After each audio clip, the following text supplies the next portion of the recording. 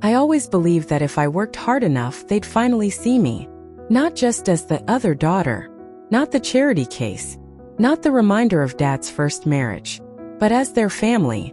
So when I got into med school, I promised myself this moment graduation would change everything. I'd finally earn my place. I'd finally matter. I spent $15,600 to fly them in, business class for Dad and his wife, a beachfront hotel suite for my half-sister and her boyfriend, a prepaid dinner reservation at one of the best rooftop restaurants in the city, and a private town car scheduled to pick them up at the airport, complete with champagne and a little welcome card I wrote by hand. They never showed up. Instead, they flew to Greece. I found out through Instagram. A photo of the three of them standing in front of the Aegean Sea, glasses raised to the sky. Caption: family time is the best time. Hashtag Santorini dreaming, hashtag blessed. No mention of me. Not a single word. Rewind a little. It had taken me 10 years to get to this moment. 4 years of undergrad, 4 years of med school, and 2 years of pushing through rotations that made me question if my body would ever function normally again. I worked night shifts and slept in broom closets. I studied anatomy while heating instant noodles over a desk lamp. I cried in bathroom stalls. And not once did anyone from that family check in. But I kept giving them the benefit of the doubt. Maybe they didn't know how. Maybe I just needed to prove myself first. So when the graduation date was confirmed, I saw it as my golden ticket. My chance to rewrite history. I poured every penny into the trip. Mom's back can't handle Coach, Dad said. She deserves luxury. He meant his new wife. I nodded. And Anna's bringing her boyfriend, he added. Anna, my half-sister. The girl who once locked me out of the family beach house by accident. I said yes anyway. I even ordered special leather-bound invitations. One for each of them. Embossed with gold foil. Dr. Evelyn Grace commencement ceremony, June 6th. It was the first time I ever put doctor next to my name. I mailed the invitations with trembling hands. 1 week later, I got a voicemail from Dad. Sweetheart, we're proud of you. We'll be there. Just send us the flight details. Proud. I played that word on loop. I booked the tickets the next day. $15,600 in total. Gone in a click. My savings account drained. But I smiled. Because this was worth it. They were finally coming for me. 2 days before the flight, I called. No answer. I texted. All good for Friday? Anna replied 10 minutes later. Hey, something came up. I'll explain later. Love you. I stared at the screen. No punctuation. No apology. Just something came up. I tried calling. Nothing. Tried Dad. Tried his wife. Silence. Graduation morning, I still held on to hope. I told myself maybe they'd surprise me. Maybe their flight was just delayed. Maybe Anna was trying to keep it a secret for fun. I walked into the ceremony hall with shaky hands. My robe too long. Hair in a messy bun. My eyes scanned the crowd. Hoping. Wishing. The row-marked family sat empty. 5 seats all untouched. I kept glancing back. Nothing. They didn't come. But they went to Greece. I found out after the ceremony at the reception. My roommate tapped my shoulder. Didn't you say your folks couldn't make it? I guess they couldn't, I mumbled. He frowned and turned his phone to me. There they were. Dad, Anna, and the woman he married after leaving my mother. Standing in front of a white chapel on a cliff.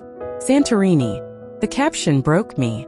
So grateful to spend this moment with the people who matter most. Let me tell you a secret. My mom died 3 years after Dad left her. Depression. Overdose. The official report said accidental. I know it wasn't. She stopped getting out of bed when I was 15. She stopped speaking much after Dad moved into a new house and posted his wedding photos on Facebook. She never smiled again after she saw the picture of Anna calling Dad my hero. And at her funeral, Dad didn't show. He sent flowers. And a card. Signed. From James and family. Not Dad. Not love. Just that. So when I got into med school, I told myself I'd earn my happy ending. That I'd build something from nothing. That I'd turn the pain into pride. I even imagined Mom clapping in the back row, wearing her favorite red scarf, the one I buried with her. She would have cried, but not because she was sad, because her daughter made it. But instead, I walked across the stage alone, and when I posted a picture of me holding my diploma, my uncle commented, "If she's really a doctor, why wasn't anyone there?" Then another comment, "Internet degree? LOL." That night I didn't cry. I didn't scream. I sent one message to the family group chat. Hope Greece was worth it. Attached is my diploma, and the invoice for your absence. Paid in full. Then I turned off my phone. And for the first time in years, I went to sleep without checking if Dad had texted back. He hadn't. I thought silence would be the end of it. That once I sent the invoice and turned off my phone, they'd get the message. They didn't. 3 hours later, my phone lit up like Times Square on New Year's. First a call from Dad. Then Anna. Then Mom 2.0, as my roommate used to call her. I didn't answer. Then came the text. "Sweetheart, we didn't think you'd mind. It was a once-in-a-lifetime trip. You've always been so independent." That word again, independent. Their favorite excuse for abandonment. When I ignored them, the tone changed. "You're being dramatic. You don't understand how stressful life's been for us. Stop making this about you." Then came the line that broke me. "You didn't even go to real med school. That's just an online program, right?" They used my dream, my blood, sweat, and sleepless nights as a punchline. I blocked all 3 of them, but I didn't block my curiosity. I went back to the Facebook post, checked the comments, refreshed. Uncle Ray's comment, "She's not a real doctor," had 42 likes now. I recognized the names. Cousin Leah, Great Aunt Debbie, even my godfather, the one who gave me my first stethoscope when I was 12. Each name felt like a slap. That night, I opened a folder on my laptop I hadn't touched in years. Family receipts. Inside were screenshots, bank transfers, texts that started with "please help" and ended with guilt when I couldn't send more. The $2,000 I wired Dad last winter for heating. 2 days later, Anna posted photos at a ski lodge. The $1,500 I gave Mom 2.0 for medical bills. Turned out it was for Botox. I scrolled numb. Then I opened an audio file I didn't remember recording. It was from March 3rd, the day I bought the graduation tickets. My voice. "Okay, I've sent you the confirmation. First class. Hotels under my name. Dad. Sweet. You really didn't have to." Mom 2.0. "Such a big spender now, huh?" Anna.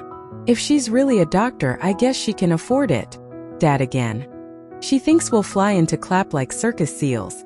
Doesn't realize she's just our retirement plan." The audio ended. I sat still for almost 5 minutes. Then I renamed the file. Not unforgiving. I wasn't planning revenge. I wanted distance. But distance doesn't help when they keep showing up in your life uninvited. Emails, DMs, voicemails from family members saying I was cruel for shutting everyone out, that I was tearing the family apart. The same family that skipped my graduation to sunbathe in Santorini. Then came the final straw. My cousin Sarah, the only one who ever showed an ounce of empathy, sent me a screenshot. It was from the family group chat. Mom 2.0 wrote, "Evelyn told us not to come. Said she didn't want to make things awkward. She was always so distant anyway." Anna replied, "Yeah, she basically uninvited us. Said she'd rather celebrate with her real friends." Dad added, "Let her sulk. Greece was a better use of our time than another lecture on how hard med school is." I stared at that screenshot like it was a foreign language. They didn't just ditch me. They rewrote the story. They made me the villain. So I made a decision. No more silence. I still had the dinner reservation. Private room. Custom menu. Prepaid deposit. I hadn't canceled it, hoping deep down they'd show. Now I had a different plan. I invited them. Told them I wanted closure. They came dressed like nothing had happened. Mom 2.0 wore pearls. Dad faked a limp again.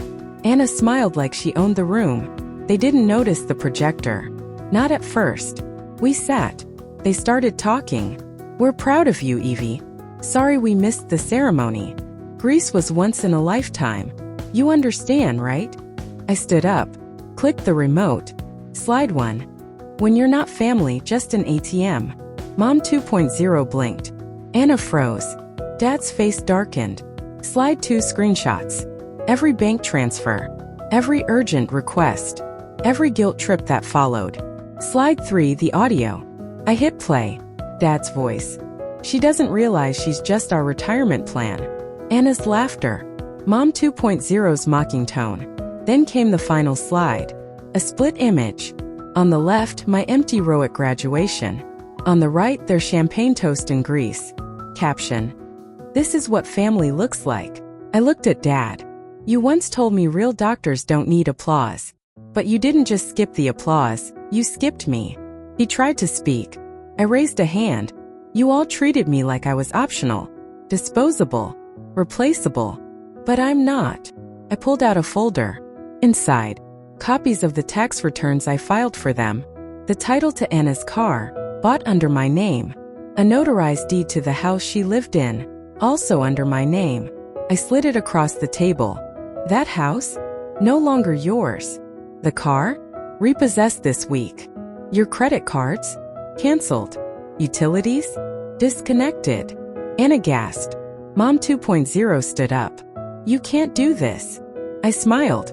I already did. Then the door opened. Professor Langston, my mentor from med school, walked in. He nodded at me, then turned to my family. I watched Evelyn push through every challenge, every sacrifice. She saved a life during her rotation while you were too busy questioning her worth. He looked at Dad. You didn't raise a doctor. You ran away from one. Then he left. I turned back. This dinner's on me. Last gift you'll ever get. And I walked out. Not in anger. Not in grief. But in power. It wasn't just the $15,600. It was what it cost me to believe in them. That money came from everything I didn't spend on myself. I drained my savings account. Maxed out the credit card I'd been guarding like a dragon hoarding gold. Even dipped into the emergency fund I'd built over 4 years of med school. A few hundred here, a scholarship refund there. I'd never traveled. Never bought new clothes. While my classmates vacationed after finals, I worked hospital shifts and bought off-brand cereal. All because I believed that if I just gave enough, they would finally give back. I wasn't paying for tickets. I was paying for a family photo where I finally belonged. Instead, I got silence. And slander. Because it didn't stop after the dinner. They weren't embarrassed. They were enraged. 2 days later, Mom 2.0 posted a black and white picture of me in high school. Captioned it like a tragic novel. He used to be such a sweet boy. We raised him with so much love. But money changes people. My heart breaks for this broken family. 400 likes. Dozens of comments. Praying for you. You don't deserve this. I always knew she was difficult. Then came the text from Anna. You'll regret this. Simple. Cold.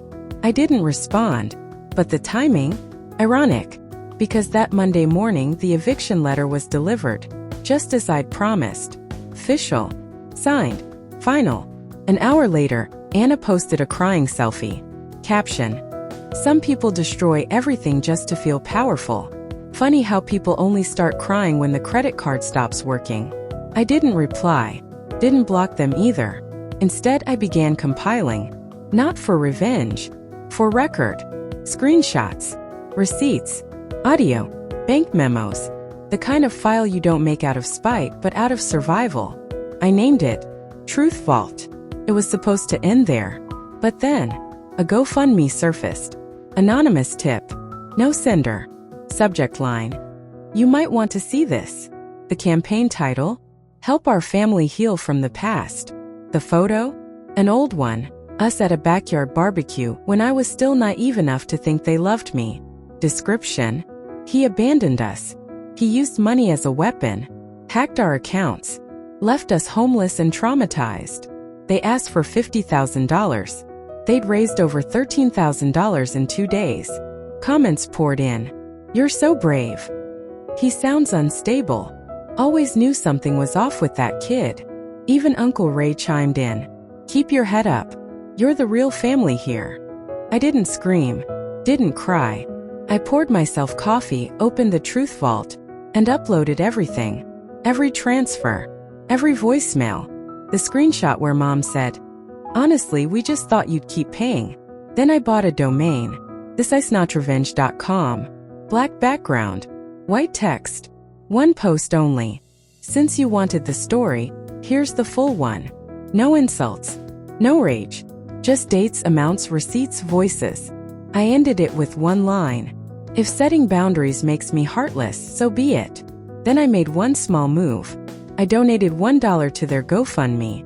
Message attached. Still not a real doctor, huh? Enjoy the receipts. By noon, the fundraiser was locked.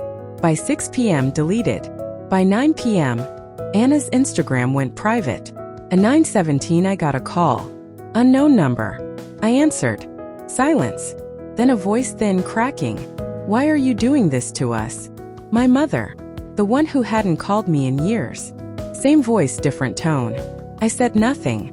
She went on. You already left. Why can't you just forget? Let it go. I waited. Then said calmly.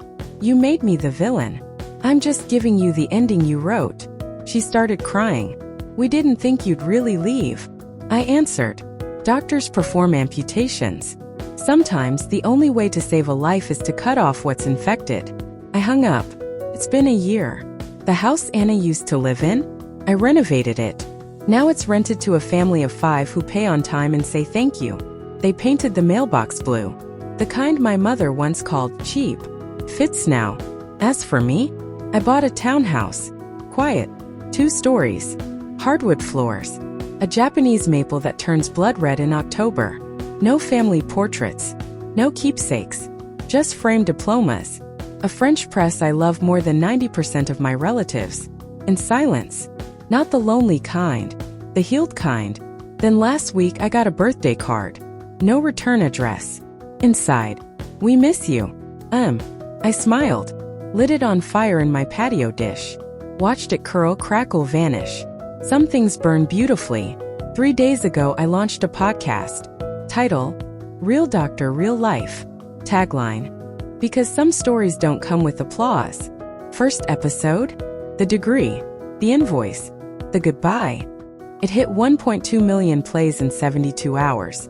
I donated the first $15,600 in ad revenue to a scholarship fund. Named it after the only person who never asked me for anything. Eleanor Grace. My mom. There's only one rule. No applicants from my family allowed. I thought going silent would make me invisible. That if I deleted them from my life, they'd do the same. But some people, they can't stand losing the audience. Especially when they've already painted themselves as victims. I'd started over. New apartment. New email. New phone plan under a different name. I changed everything short of a legal identity. And for a while it worked. No calls. No texts. No unexpected bills. Just peace. The kind that doesn't feel borrowed. Then, one afternoon my mentor sent me a screenshot. You seeing this? It was a Facebook post from a local support circle group. A woman shared her story about a cruel medical professional who had abandoned his family after achieving success. No names, no photos. But the details were mine. Almost word for word. Twisted, blurred, weaponized. The comments: doctors these days think they're gods. He sounds ungrateful. Family should come first, no matter what. One comment caught my eye. Sounds like my nephew sad. Uncle Ray. Of course, they couldn't shame me in person anymore. So now they tried to shame me by proxy. I laughed. Then I created a second post on my site. Title: When they can't control you, they'll try to rewrite you. I laid it all out again, calm, factual, undramatic. I didn't even link it anywhere. Just left it there. Like a landmine. Waiting. Meanwhile, my podcast was gaining traction. Episode 3 was trending in medical drama. On Spotify. I got an email from a publisher. A proposal. Have you considered turning your story into a memoir? I hadn't. But I was considering it now. Not for revenge. Not even for catharsis. For people like me. The ones who spent their whole lives auditioning for a seat at the family table. Only to realize the table was a folding one, and they were never on the guest list. Then I got the voicemail. A woman. I know who you are. I know what you did to them. Your family's homeless because of you. You'll pay for this. It was a blocked number. I saved the file. Named it projection_001.mp3. Later that night, Anna's boyfriend messaged me on Instagram. Just so you know, she's telling people you hacked her accounts. She says you forged the house deed. I replied with a thumbs up emoji, then blocked him. I wasn't afraid, but I was getting tired. I started therapy again, not because I was broken, but because even healing has splinters. One day my therapist said, "You're not angry at what they did. You're angry that they keep pretending they didn't do it." She was right. It wasn't the betrayal. It was the gaslighting. They didn't just hurt me. They rebranded the hurt. So I shifted from defensive to documented. Every threat, every lie, every whisper campaign, screenshots, voicemails, anonymous Reddit threads, all filed neatly, date stamped, backed up, not for revenge, not for war, but for truth. Because if they were going to try and rewrite me, I'd make damn sure they couldn't erase me. Meanwhile, something strange began happening. People I didn't know started messaging me, not with hate, with stories. "I saw your podcast. I left my family too. I thought I was the only one who felt guilty for saying no. Thank you for reminding me I'm not broken. I'm just not theirs." And for the first time in my life, I felt like I was part of a family I didn't have to pay to keep. One night I walked past a bookstore downtown. In the window was a handwritten sign. Now stocking, Real Doctor, Real Life, the autobiography. My chest tightened. I hadn't even seen the cover yet. The publisher had sent it to my P.O. box a week earlier, but I hadn't opened it. It felt final. But seeing it there, next to books by people I admired, it didn't feel like revenge anymore. It felt like resurrection. Then came the letter. Real envelope. Postmarked from the town I grew up in. Inside, a short note. "We're sorry. We messed up. We were scared. We love you. Please come back. Dad." No dear. No sincerely. Just those lines. Short, uneven, crooked like his handwriting always was. I stared at it for 10 minutes. Then I placed it in the fireproof box, next to my diploma, my eviction letter, and the deed to the house. Because some apologies aren't meant to be opened. They're meant to be witnessed. Closure is a myth. There's no moment where it all clicks, no final tear, no cinematic sunrise. There's only one choice. The choice to stop trying, to stop fixing what was never whole, to stop bleeding into hands that only clapped when I gave them something. 6 months passed. The podcast kept growing. The book hit a bestseller list I didn't even know existed. People kept reaching out, some to thank me, some to share pain, and some just to whisper, "Me too." It was beautiful, terrifying, freeing. Then one morning I got an email from my old high school biology teacher. Subject line, "Proud of you, Doc. Body." I knew from day one. Even when your hand shook in frog dissection, your eyes never did.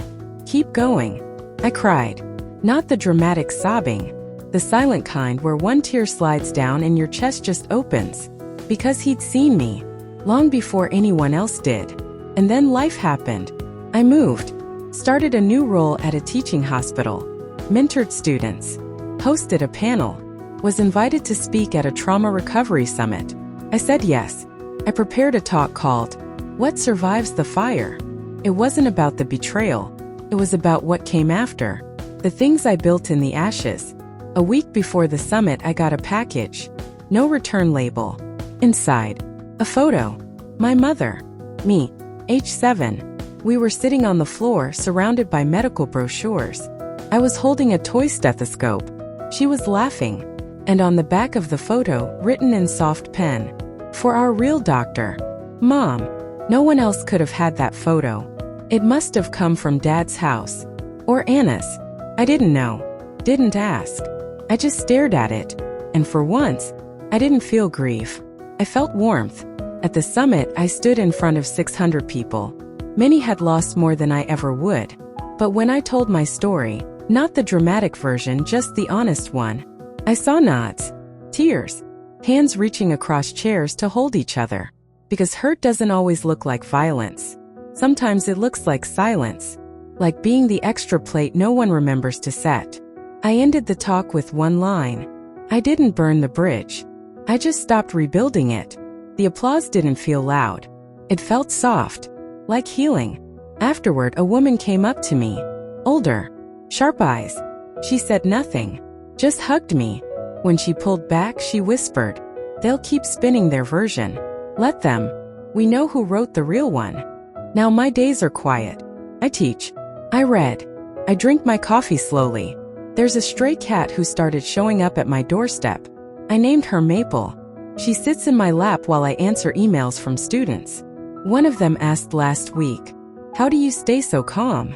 I replied, "Because I finally understand this. Peace doesn't come from fixing what broke you.